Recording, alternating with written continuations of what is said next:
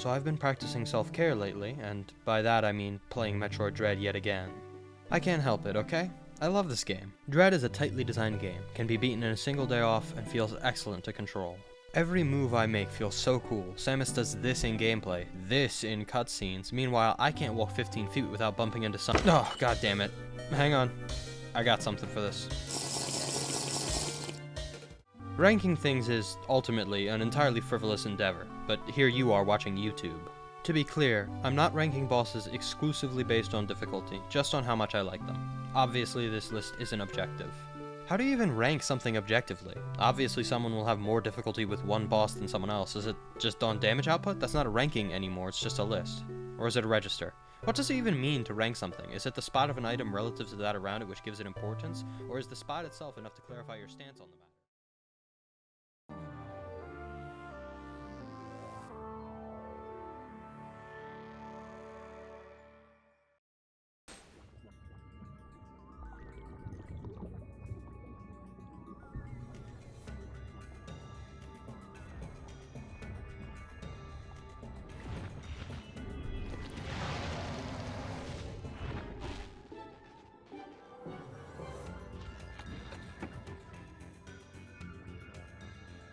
Okay, now listen. There are some really frustrating bosses in this game. Trust me, they'll get their due. But I can't, in good faith, put even the most obnoxious boss behind a boss that I'm actively falling asleep fighting. Crawling through these tunnels in Berenia, and we drop into a room filled with water. Oh, goody gumdrops. What can I even say about this fight? You wiggle between these orbs, the timing on this jump can kinda trip you up on your first time. Man, even the parry cutscene is boring. Other bosses you grab on, ride them around the arena, real David and Goliath shit. This? Nah. And that's really all I can say about Dragiga. Nah.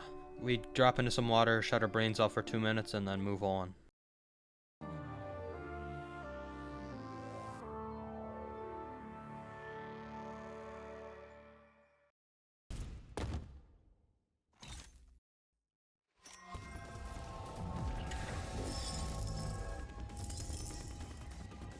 Ah, the central unit. I have got nothing to say about the central unit. Okay, hang on. Let's see. You fight them 5 times, with a few more projectiles each time. They may have gotten me once or twice, but nowadays they're just not a problem aside from Dread mode. Pro tip, once you get the screw attack, you can just one-shot the bastards after breaking their shell. Aside from that, I guess it's nice they don't take very long? I'm only counting these guys as bosses because they get a room. If you sleep with a central unit Daki every night, good for you, but I challenge you to say more than 100 words about why you like them.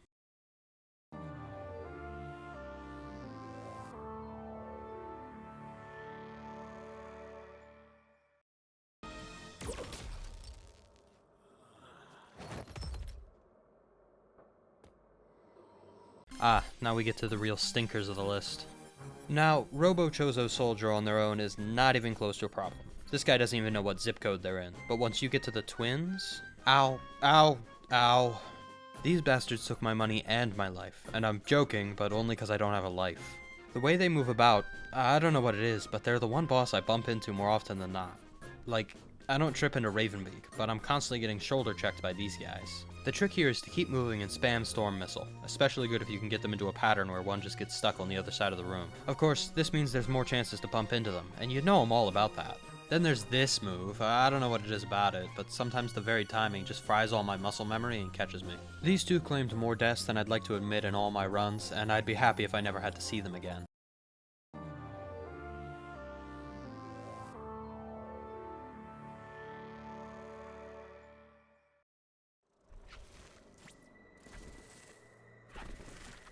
Oh,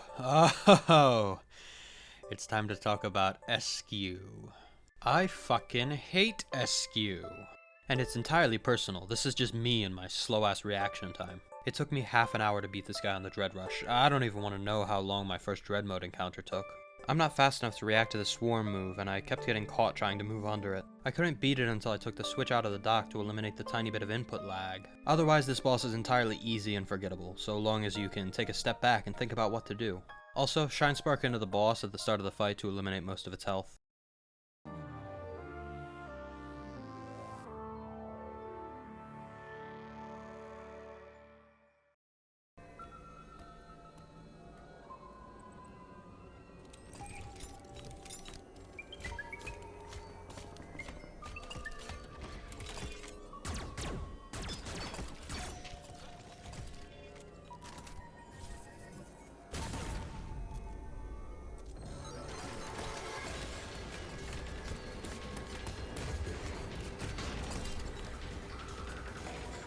Ah, the Emmys. Can I count these as boss fights?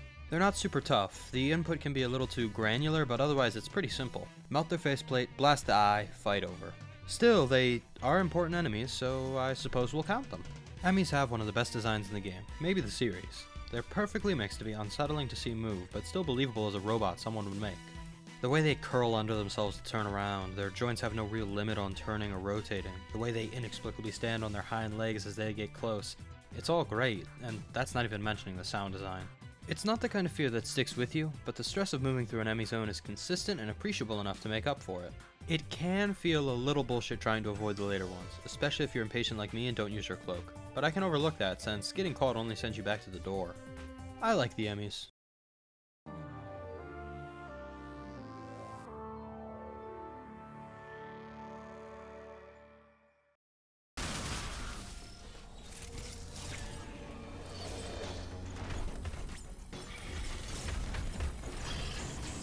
Honestly, I can't help but feel like I've got Golzuna too high on this list. It was initially at number 3, but got bumped down to 5 and now 7. It's a very forgettable fight and gives us the very forgettable crossbomb. Not much happens, it's kind of fun, but I'm straining to think of things to say about it. I can't even give advice on fighting it. It's self-explanatory, just a nice, bite-sized, one-off fight.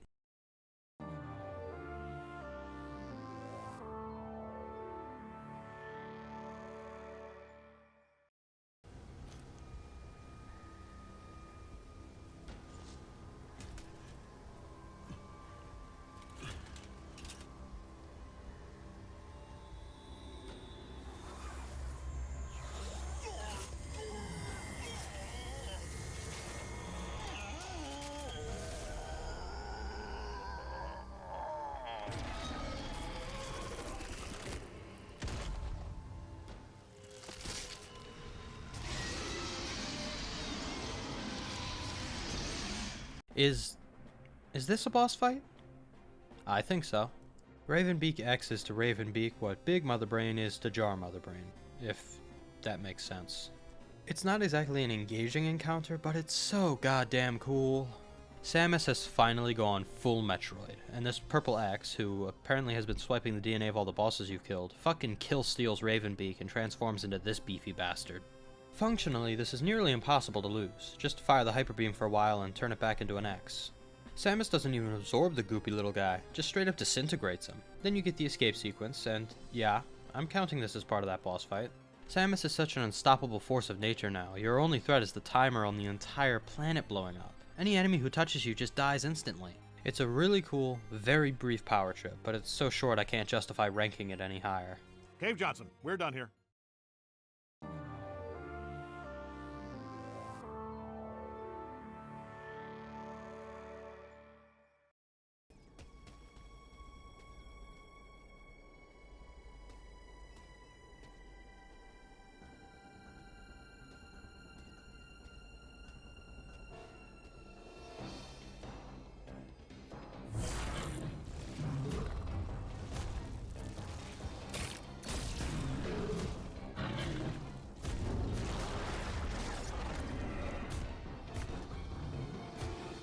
Well, over halfway through the list and we come to the first boss of the game. God damn does Dread know how to make a first impression. Corpius, nice name by the way, is a surprisingly dynamic boss for your first one. You start out dodging that tail and shooting the face. Then it turns invisible and now you're shooting the tail. Then it turns even more invisible. And Samus doesn't even know what to think. Now it looks all weird and there's no weak point, but there's a space underneath so we slide under and... Oh my god, she's so fucking cool. That's not even mentioning the second phase, switching between the ground and the wall, and the face and the tail, and then you finally take it down and... Oh my god, she's so fucking cool! A great in-depth introduction to the game's combat.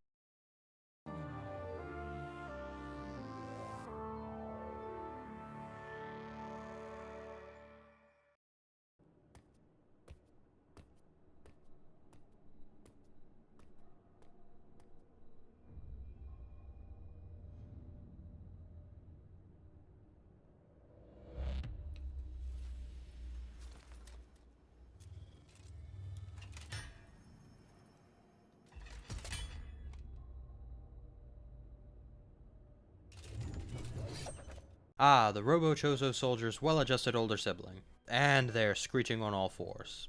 Lovely. You fight the Chozo soldier 5 times, with the latter 3 being smart enough to bring a shield to the battle, though it doesn't help them much. There's not much to say about this fight either, aside from this being the first boss to require 2 parries in a chain. It's a well put together fight, no jank or awkward mechanics, just the two of you dueling to the death like civilized folk.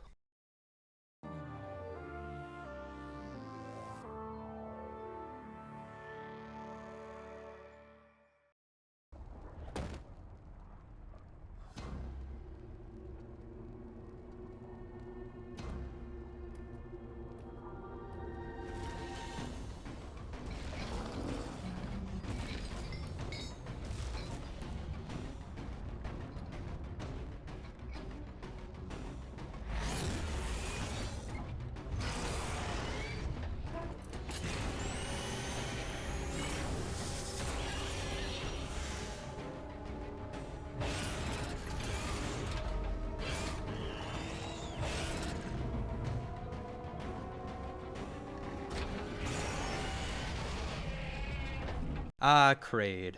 Back to get his ass kicked again. Is this the same Kraid or another member of his species? It's really not clear, but he's still gross. Kraid's sheer size is felt here more than ever. We begin at about chest height, ducking between claws and fireballs to give the big guy heartburn. Then, with the platform destroyed, we come down to the lower level and pepper his belly button with shots until he fires off all 3 spikes, prompting this grapple spot to become available. Once back up, Kraid throws his claws again, and will either try to punch or swipe at you. Only the swipe is parryable. Maybe the only misstep this fight makes, since sometimes Kraid will just repeatedly forego swiping and avoid his cool as hell parry animation. This fight's got a good mix of style and substance, though with a bit of outside the box thinking, you can get the bombs and grapple beam early, making for a frankly disgusting quick kill.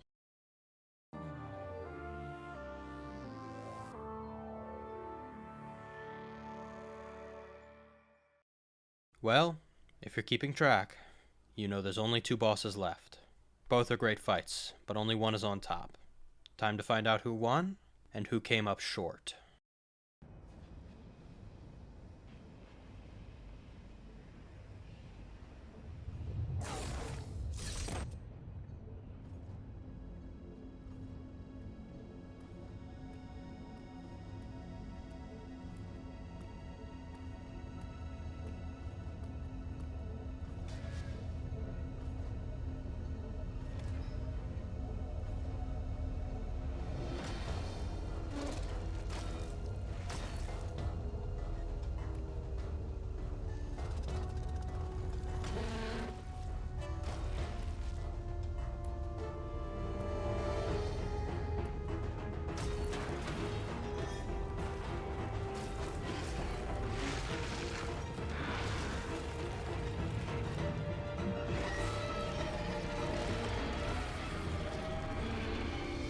Experiment number Z57.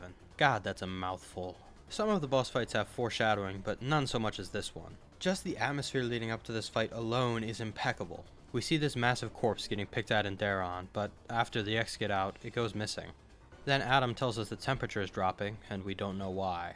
We run through this long tunnel, where the previously imposing lava siphon has fallen dormant, a surprisingly striking visual. And then there's the fight itself. Fast-paced, engaging, and rewarding, this fight is right in the perfect Goldilocks zone for boss fights. Ducking between claw swipes, dodging plasma breath, riding it around the generator. This boss even has a quick kill like Kraid. By maintaining a speed boost through this section, you can fire off a shine spark to kill the experiment quickly. So can I pull it off? Oh, well, you know...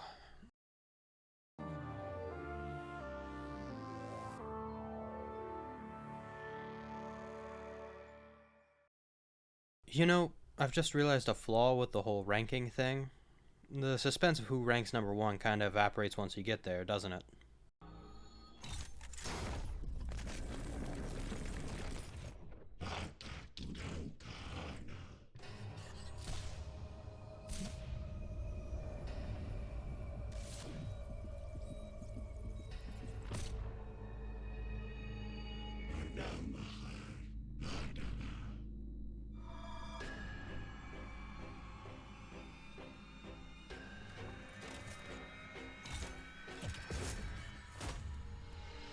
Well, I guess there really wasn't much suspense to begin with, was there?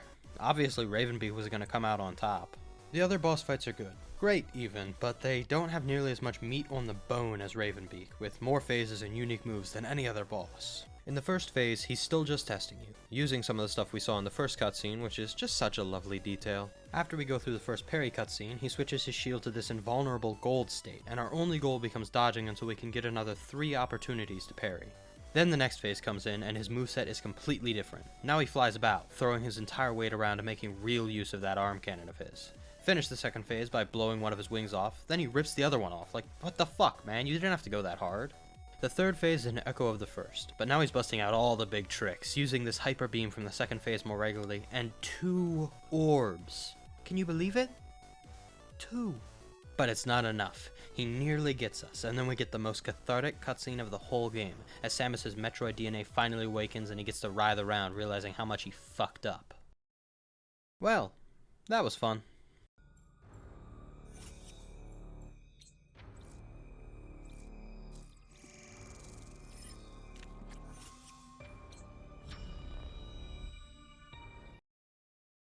Howdy. Turns out ranking is a fun, but ultimately not all that useful endeavor. If you'd like to see some other kinds of content, I've got 2 other videos to recommend. The first, on top, is a video about Banjo-Kazooie, and the second is one recommended by Mr. YouTube himself. Thanks for watching.